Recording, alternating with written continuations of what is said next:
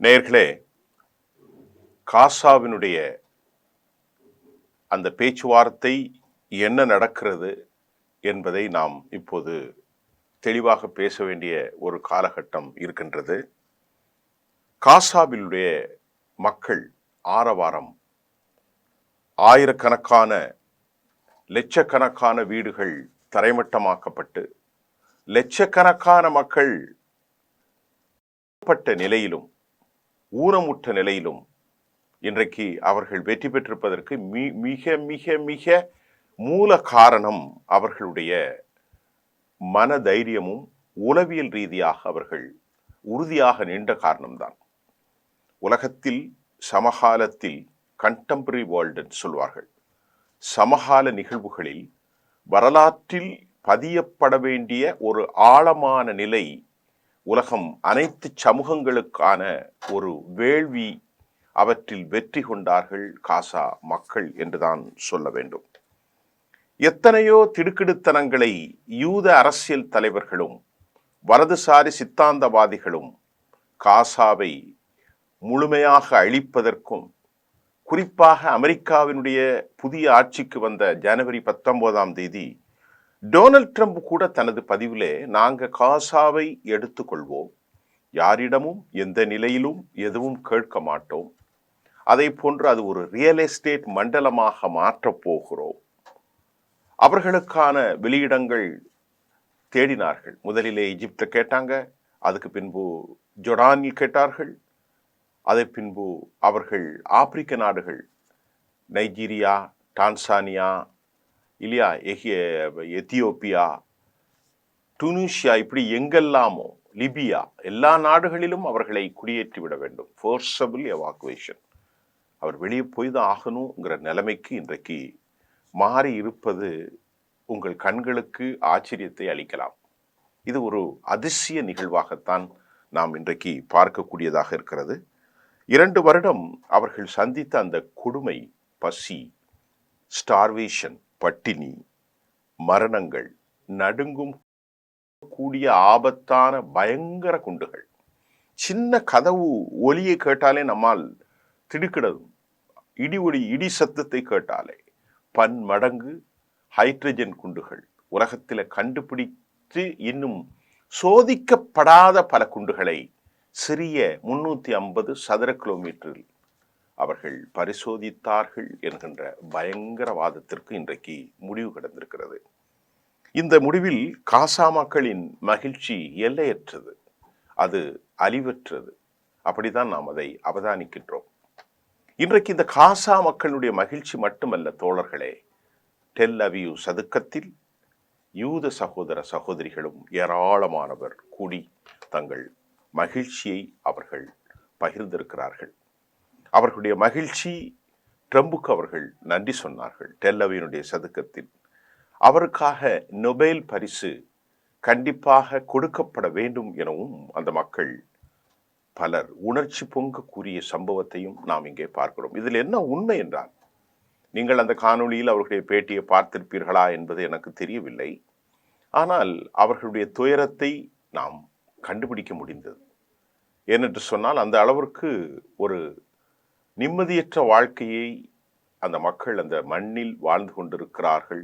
அச்சத்தாலும் பயத்தாலும் பரபரப்பாலும் rocket குண்டுகள், siren ஒலிகள், குழந்தைகளை கொண்டு பங்கருக்குள் ஓடுவது, விலையேற்றம், வேலை இழப்பு, பாதுகாப்பற்ற சூழல், இதையெல்லாம் உணர்ந்து அந்த மக்கள் இப்போது சந்தோஷத்தில் குதூகலித்தார்கள் என்ற வீடியோ காணொளி உலகம் முழுவதும் பரபரப்பாக சென்று கொண்டிருக்கிறது. 2 நிலப்பகுதியில் வாழும் மக்களுக்கு இடையே எந்த மனக்கசப்பும் இல்லை. இருக்கலாம், சில சந்தேகங்கள் இருக்கலாம், சில மன கருத்து மாறுபாடுகள் இருக்கலாம். ஆனால் ஒருவரை ஒருவர் செய்வதற்கு எப்போதும் அவர்கள் முயன்றிருக்க மாட்டார்கள். ஒரு தனி மனிதனுடைய சுகம்தான் இத்தனை துக்கத்திற்கும் காரணமாக அமைந்துவிட்டது. ஆம், பெஞ்சமின் நெத்தன்யாகு என்ற மனிதன் தன்னை அரசியல் ரீதியாக காத்துக்கொள்வதற்கு இந்த படுபாதக செயலை செய்தார். சரி, இப்போது இந்த மக்களின் மன ஓட்டத்திற்கு பின்பு துருக்கி என்ன செய்கிறது, அரபுகள் என்ன செய்கிறார்கள்? துருக்கி த க்ளோஸா மானிட்டர் பண்ணுவதாகவும், the deal it's contain the contribution to the process, அதனுடைய பங்கு எல்லாவற்றையும் மிக மிக மிக கவனமாக துருக்கி இதில் ஈடுபட்டிருக்கிறார்கள். அமெரிக்காவினுடைய ஒப்புதல் அடிப்படையில் துருக்கியினுடைய உயர்ந்த உளவு அமைப்பின் தலைவராக இருக்கும் இப்ராஹிம் காலின் அவர்களும் கூட இந்த ப்ராசஸில் கலந்து கொண்டார். பிரசிடென்ட் எர்டோகன் முக்கியமாக அவர் தனது பேட்டியில் god willing be the part of the இந்த விவகாரத்தை தட் வில் மானிட்டர், அது மட்டுமல்ல இம்ப்ளிமெண்டேஷன், அதனுடைய நடைமுறைகளை துருக்கியும் இப்ராஹிம் காலினும் எர்டோகனும் மிக மிக மிக மிக கவனமாகவும் பதட்டத்தோடும் ஒவ்வொரு நடைமுறைகளையும் கவனித்து வருகிறார்கள். இது துருக்கியினுடைய நிலைப்பாடு. சவுதி அரேபியா தனது செய்தியில் இது ஒரு comprehensive the peace between two state solution என்று முகமது பின் சல்மான் தனது கருத்தை வலியுறுத்தி இருக்கிறார். அதே சமயம் ஈஜிப்டினுடைய மிக முக்கிய தலைவர் இது வரலாற்று புகழ்மிக்க தருணம் என்கின்றார். போர் முடிவது மட்டுமல்ல, இரண்டு நாடுகளும் இதன் மூலம் சமன்படுத்த வேண்டும். வருங்காலத்தில் பலஸ்தீன மக்களுக்கான நிதி stability, Saudi Arabia two state solution மாதிரி தான் இவங்க எல்லாருமே இரட்டை நாடு, யூஎன் செக்யூரிட்டி கவுன்சிலுடைய ப்ரொக்ளமேஷன் அடிப்படையில், தீர்மானம் அடிப்படையில் இரண்டு தேசம் அமைக்கப்பட வேண்டும் என அவர்கள் தங்களுடைய மகிழ்ச்சியை தெரிவித்திருக்கிறார்கள். இதற்கிடையிலே சீனா ரொம்ப தெளிவாக சொல்கிறது, ஒரே ஒரு வேல்யூ தான், டூ ஸ்டேட் சொல்யூஷன் மட்டும்தான். பலஸ்தீனம் உறுதியான நிலையான ஒரு கவர்மெண்ட் அங்கே உருவாக்க வேண்டும், நிரந்தர போர் நிறுத்த வேண்டும் என்று சொல்லியிருக்கிறார்கள். கிரெம்லின் மாளிகை ரஷ்யாவும் நடைமுறைகளை பின்பற்ற வேண்டும் என்றும் சொல்லியிருக்கிறது. அதே போன்று இமானுவேல் மேக்ரான் தன் நிலைப்பாட்டில் எப்போதும் இரட்டை டூ ஸ்டேட் சொல்யூஷனை உறுதியாக இருப்பதாகவும் இந்த நடவடிக்கை அதற்கான முன்னெடுப்பாக இருக்கும் என்றும் சொல்லியிருக்கிறார்கள். கேர் ஸ்டோமர் காசா தீர்வு மிக ஆழமானது, உலகத்தின் உணர்வுகளால் கட்டமைக்கப்பட்டது. என்ன அழகா சொல்றார் பாருங்க, உலக மக்களின் உணர்வுகளால் கட்டமைக்கப்பட்டது. அதே போன்று ஜெர்மனுடைய மெர்ஸ் தனது கருத்தில் ஊக்கமூட்டும் நடவடிக்கையாக இருந்தாலும் இது முடிவுக்கு வரும் வரை எச்சரிக்கையாக இருக்க வேண்டும் என்றும் அவர் சொல்லியிருக்கிறார். ஸ்பெயினும் சொல்லியிருக்கிறார்கள். ஆக உலக சமூகம் ஒவ்வொருவரும், சவுதி அரேபியா இரட்டை நாடு, ஸ்பெயின் இரட்டை நாடு, அதே மாதிரி யூகே, அதே போன்று பிரான்ஸ் முதலாக குரல் கொடுத்தார்கள் two state solution. Egypt stability, துருக்கி கண்காணிப்பு, எல்லா நாடுகளும் இவற்றை ரொம்ப ரொம்ப கவனிக்கிறார்கள். அதைவிட மிக வேல்யூபிளாக நான் இந்த நிகழ்ச்சியில் நிறைய வீடியோவை பதிவு செய்தேன்னு சொல்கிறேன். யூகேனுடைய அந்த கேர் ஸ்டோமர், அவர் ஒரு இடதுசாரி சிந்தனையாளர், இங்கிலாந்தினுடைய பிரதமர். அவர் சொல்கிறார், உலக மக்களின் உணர்வுகளால் உருவாக்கப்பட்ட தீர்வு இது என்று சொல்கிறார். இது ரொம்ப ஒரு வேல்யூபிளான ஒரு விஷயமாக நான் அதை அவதானிக்கின்றேன். இதுக்கிடையில இந்த தீர்வின் மூலமாக ரஃபா எல்லை இனி முழுமையாக தொடர்ந்திருக்கும். ரஃபா எல்லைக்கு உள்ளே செல்பவர்கள் வெளியே வருபவர்கள் முன்னால ஒரு என்ட்ரி போட்டு அது ஆட்டோமேட்டிக்காக அங்கே பதிவு செய்ய வேண்டும். ஆனால் இப்பொழுது ரஃபா எல்லையில் அப்படிப்பட்ட ஒரு சிக்கல் இல்லை. ரஃபா எல்லைக்கு பலஸ்தீன மக்கள் உள்ளே செல்லலாம், வெளியே வரலாம். இப்படிப்பட்ட ஒரு நெருக்கடியற்ற ஒரு சூழல் இந்த ஒப்பந்தத்தின் மூலம் அவர்களுக்கு உருவாகி இருக்கிறது. அதே போன்று ஹமாஸினுடைய வெற்றிக்கு மிக முக்கியமான காரணம் மக்களின் வெற்றிக்கான காரணம்தான். இது ஹமாஸின் வெற்றி என்று நாம் சொல்லக்கூடாது. கசாவின் மக்களின் வெற்றிக்கான காரணம் ஆயுத குழுக்களாக அவர்கள் போரிட்டாலும் நாடு பிடிப்பதற்காகவும் அரச பதவிகளுக்காகவும் செய்யவில்லை. நெருக்கடிக்கு உள்ளான ஒரு சமூகத்தின் ஒரு சுதந்திர குரலாகத்தான் அந்த மக்கள் தான் அந்த போராட்டத்தை ஆரம்பித்தார்கள். நீங்கள் சொல்வதை பாருங்கள், உலகத்தில் பல செய்திகள் வந்தாலும் கூட மறுஉருவாக்கம் செய்வதற்கான திட்டங்கள் வடிவமைக்கப்பட்ட போதும், ஆட்கள் பலர் போதும் மீண்டும் 30,000 பேர் எங்கிருந்து வந்தார்கள்? இராணுவத்திற்கு ஆட்களை மேனுஃபேக்சரிங் செய்ய முடியாது. அந்த சமூகத்தில் இருந்துதான் ஹமாஸ் என்கின்ற அந்த ஒரு அமைப்பின் கீழ் அவர்கள் செயல்படுகிறார்கள். ஆகவே அது ஒரு மக்கள் போர்ப்படை என்றுதான் நாம் எடுத்துக்கொள்ள கூடலாமா என்றும் ஒரு சில கேள்விகள் நமக்கு எழுகின்றது. ஆகவே ஹமாஸுக்கு என்ன வெற்றி என்று சொல்லி பார்த்தால், ஹமாஸ் தன் ஆயுதங்கள் ஒருபோதும் மௌனிப்பில்லை என அறிவித்திருக்கிறார்கள். இது அவர்களுக்கான வெற்றி. அந்த ஆயுதங்களை அவர்கள் தேர்ந்தெடுக்கப்படும் பலஸ்தீன அரசாங்கத்தோடு ஒப்படைப்பதாகவும், தாங்கள் அந்த நாட்டில் மக்களோடு மக்களாக நலகாரியங்களிலும் அந்த பிரதேசத்தை வடிவமைப்பதற்கான பங்கு எங்களுக்கு உண்டு என்பதில் அந்த கோரிக்கை வலுவடைந்திருக்கிறது. அது உறுதியாக இருக்கிறது. ஃபோர்ஸபுலா எவாக்குவேட் பண்ண மாட்டார்கள் இனி ஒருபோதும். ஹமாஸாக இருந்தாலும் சரி, அந்த மக்களாக இருந்தாலும் சரி, யாருமே வெளியேற மாட்டார்கள். வெளியேறுவதற்கு எந்த உரிமையும் யாருக்கும் இல்லை. இதெல்லாம் அந்த அக்ரிமெண்ட்ல டீல்ல அவர்கள் பக்காவா பண்ணியிருக்கிறாங்க. அதே போன்று ரஃபா எல்லைக்கு உள்ளே செல்லலாம், வெளியே வரலாம். ஆயுதங்களை அரசாங்கத்திடம் மட்டுமே ஒப்படைத்து விடுவார்கள். இனி அவர்களுக்கு ஆயுத மௌனிப்பு உண்டு. அங்கே தேர்ந்தெடுக்கப்பட்ட ஒரு அரசு ஆயுதங்களை கையாளும். அடுத்து ரீபில்ட், கன்ஸ்ட்ரக்ஷன், மிகப்பெரிய செல்வ செழிப்பு. அமெரிக்காவுக்கு 400 லட்சங்களை கொடுத்தார்கள். 4 டிரில்லியன், 4000 கோடிக்கு கொடுத்தவர்கள் சில பில்லியன்களை கொடுத்தாலே காசா மறு உருவாக்கம் செய்யப்பட்டுவிடும். நீங்கள் வேண்டால் பாருங்கள், காசா உலகத்தின் மிகச்சிறந்த சமூகமாக உருவாகும். அப்படித்தான் நாம் நம்ப வேண்டியிருக்கிறது. பெரும் யூனிவர்சிட்டிஸ், மால்கள், அங்கே யூத மக்களும் வந்து செல்வார்கள். அப்படி ஒரு இருக்க வேண்டும். இது ஒரு பன்முக சமூகமாக வாழ வேண்டும். கிறிஸ்தவர்கள், யூதர்கள், முஸ்லிம்கள், கலாச்சார பின்னணி கொண்ட இந்த சமூகம் ஒருங்கிணைய வேண்டும். காசாவினுடைய பெரிய மால்கள் கட்டப்படலாம். காசாவில் யூனிவர்சிட்டிஸ், கல்லூரிகள், R&D, ரீசர்ச் அண்ட் டெவலப்மெண்ட்ஸ், அதே மாதிரி ட்ரேட் எக்ஸ்சேஞ்சஸ், இது எல்லாம் வருவதற்கும் சாத்தியம் உண்டு. உங்களுக்கு எல்லாம் ஆச்சரியமாக இருக்கும். நிச்சயமாக நடக்கும். இந்த காரியங்கள் எப்படி நடந்தது? ஆனால் இதிலே சில வழிகளும் நிறைந்திருக்கிறது. பிணை கைதிகளில் 9 பேர் அவர்கள் அடக்கம் செய்யப்பட்டிருப்பதாக சொல்லப்படுகிறது. அதில் 48 பேரில் எத்தனை பேர் உயிரோடு இருப்பார்கள் என்பது நமக்கு தெரியவில்லை. இது கொஞ்சம் வேதனை தான். ஏனால் அந்த மக்கள் உறவுகளுக்கு, யூத மக்களுக்கு மிக மிக மிக சங்கடத்தை ஏற்படுத்தும். ஏனால் அவர்கள் இந்த போரில் எதுவும் செய்யவில்லை. சாதாரணமாக ஒரு கூட்டத்தில் அமர்ந்திருந்தவர்கள் தான் ஹமாஸால் கடத்தப்பட்டார்கள். அவர்களுக்கு நீதி எப்படி கிடைக்கும் என்ற கேள்விக்கு பதில் இல்லை. அதே போன்று லட்சக்கணக்கான அப்பாவி காசாவின் மக்கள் கொல்லப்பட்டார்களே, இவர்களுக்கு நீதி எப்படி கிடைக்கும் என்பதற்கும் பதில் இல்லை. சரி, ஒரு போர் என்றால் பல இழப்புகளுக்கு மத்தியில் நிரந்தரமான வெற்றி 2 மக்களுக்கும் அங்கே ஏற்படுகிறது. அதன் சாட்சி நள்ளிரவு கொண்டாட்டங்கள் கஸாவில் நடைபெற்றது. டெல் அவீனுடைய ஹோஸ்டேஜ் சதுக்கத்தில் மக்கள் ஆர்ப்பரிப்பும். அடேயப்பா! இதற்கிடையில மிக முக்கியமாக நாங்கள் பார்ப்பது, வழக்கம் போல் விஷத்தை கக்கும் ஸ்மோட்ரிச். அவர் ஒரு வலதுசாரி ஃபினான்ஸ் மினிஸ்டர். அவர் என்ன சொல்லியிருக்கிறார்? சியோனிசம் எமது மக்களை பிரித்து கொண்டு வந்தாலும் மீண்டும் போர் செய்ய வேண்டும் அவர் சொல்கிறார்.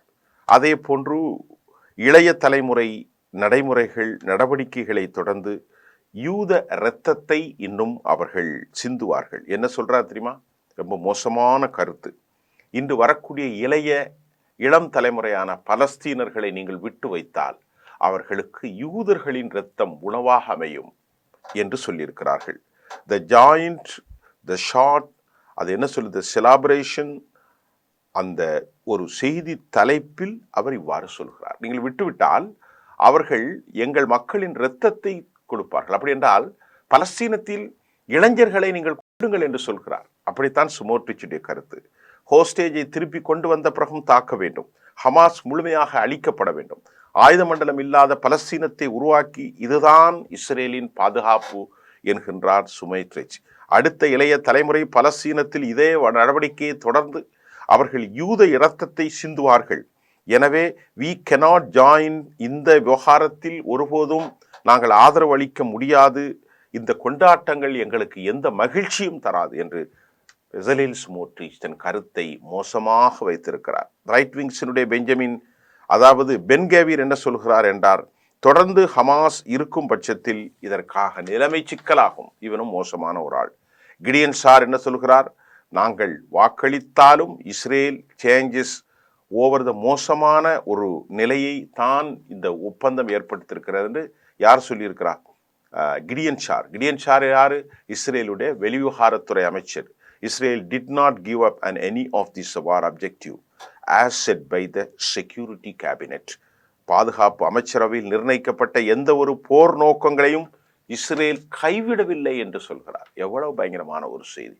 பாதுகாப்பு அமைச்சரவையின் நிர்ணயிக்கப்பட்ட எந்த ஒரு போர் நோக்கங்களையும் இஸ்ரேல் கைவிடவில்லை என்று கிடியன் சார் வெளிவிவகாரத்துறை அமைச்சர் சொல்கிறார். நேற்று நெட்ஸில் அவர்கள் கூடிய அந்த அமைச்சரவை கூட்டத்தில் கடும் வாதங்கள், தள்ளு முள்ளுகள், த குவாரல் நடந்ததாக செய்திகள் வெளியாகி இருக்கிறது. நாளை அந்த செய்தியை நான் உங்களுக்கு தருகிறேன். இஸ்ரேலுடைய பிரதான எதிர்கட்சி தலைவர் யாயிட் லாஃபிட் என்ன சொல்கிறார் என்று சொன்னால், த ஹோஸ்டேஜ் ஸ்கொயர் டெல் அவீவுக்கு வரணும். யாரு? Donald Trump. He is invited Donald Trump. அங்கு அவர் address to the people of Jews, அங்கே யூத மக்களுக்கு உரையாற்ற வேணும் என வெளிப்படையான ஒரு அறிக்கையை பிரதான எதிர்கட்சியின் தலைவர் யாயிர் லாஃபிட் அறிவித்திருக்கிறார். அதை போன்று பென்னி கெர்ட்ஸ் தேங்க்டு ட்ரம்ப்ஸ். அவரும் எதிர்கட்சியில் ரொம்ப ஒரு மூத்த உறுப்பினர், ட்ரம்புக்கு நன்றி தெரிவித்திருக்கிறார். நாஃப்தலின் பெனட் அவரும் அமெரிக்காவின் அதிபருக்கு நன்றி தெரிவித்திருக்கிறார். இதெல்லாம் நான் இன்று சொல்லியிருக்கிறேன். இருந்த போதிலும் இந்த ஒப்பந்தத்தில் இருக்கும் இவ்வளவு சிறப்புகளும் இதில் முழுமையாக காசா அது நடைமுறை சிக்கல்களை நாம் கவனிக்க வேண்டும்.